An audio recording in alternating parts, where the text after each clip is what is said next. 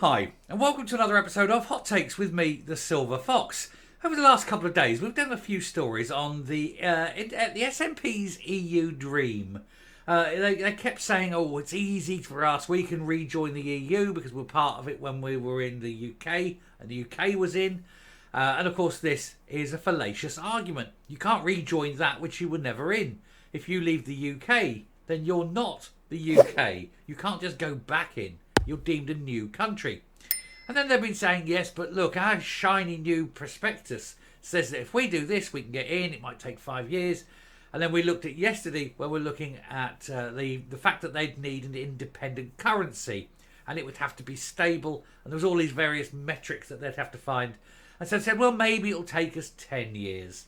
Well, it turns out that the EU dream is now more of a nightmare. They will never join. They will never have the metrics. It would be virtually impossible for an independent Scotland to join the EU. We're going to have a look at why. Funny, isn't it? Yet another fail from a party of complete failures. Here goes. Right, independent Scotland would not meet basic criteria for EU membership as the SNP are told their dream is over. Well, it's been over for a long time. We've all known. I mean, basically, it would be impossible, wouldn't it? Angus Robertson's plan for Scotland rejoining the EU has been dubbed a fantasy, and yet another blow for the SNP. Don't like the word rejoining. Scotland were never a member of the EU. The UK was a member of the EU. The UK could rejoin. If Scotland became an independent country, the rest of the UK could rejoin. But Scotland never could rejoin. It would have to join, and the entry requirements would be quite considerable. And of course, that's basically, you've got to look at three impossible things before breakfast. First, you've got to assume that in a few years' time the SNP still exists. Not guaranteed. Secondly, that a UK government grants you a referendum. Not guaranteed. And that somehow, magically, you win the referendum. Not likely whatsoever. So this is all fantasy land. And even if you did pass all three miracles, the EU would still say no. Anyway, the SNP would not meet basic criteria for Scotland to rejoin the EU in the event of a Skexit vote, warns foreign policy expert Professor Azim Ibrahim. Speaking to the GB News, Dr Ibrahim says the SNP Minister Angus Robertson is going through the motions, but the dream of EU membership is over. This comes after the Constitution Secretary talked up Scotland's return to the EU with the latest Building a New Scotland report. And again, he keeps using this return to the EU. Scotland was never in the EU. Scotland was never a member of the EU. How on earth can you return to it? Launched on Friday, the very expensive taxpayer-funded shiny new prospectus claims that Scotland would use a tried and tested route to EU membership, relying on Article 49. But Article 49 does not apply to Scotland. Said that plan has been dismissed as a fantasy, with Dr Ibrahim adding it no longer has any ideas how an independent Scotland will function. This comes following a statement from a German MEP who said the EU will welcome Scotland with open arms, but only after all the usual application checks. In other words, the Article 49 doesn't apply. There is no soft entry. There is no quick shortcuts. You have to go through the same route as everyone else. And that could take years upon years upon years. They said that there is little chance Scotland could meet the basic economic criteria to rejoin the EU, even if it wanted to. And then they will have to join a long line for countries ahead of it, said the foreign policy expert, meaning Scotland will never be part of the EU. Not in certainly my lifetime. And that's assuming they got independence tomorrow. Speaking to the broadcaster, he said it shows the SNP have no longer any ideas how an independent Scotland will function on currency, economy, defence, etc. And so they're creating a fantasy papers on joining the bloc. The SNP know the independence dream is over and they're just going through the motions now. They know. And the very next video, do not miss the next video, because we're going to look there at the numbers of people who voted for independent Scotland, as opposed to the number of people who want to remain in the EU. And it goes to show some startling facts. So do keep an eye out for the very next video.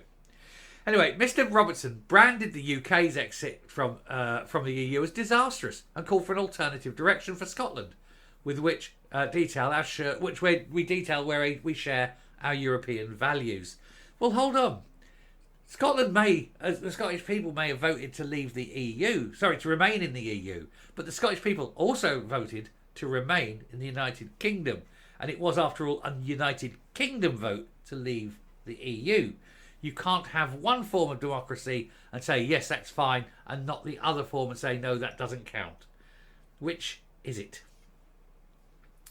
Both Labour and the Tories are happy to impose a disastrous hard Brexit on Scotland, he said, which the UK government's own fiscal watchdog thinks will cut national income by 4% compared with EU membership, wiping about 100 billion off the UK economy and leaving people on average earning £1,300 a year less, worse off.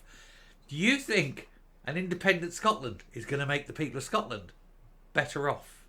Because if you do, you're a fool.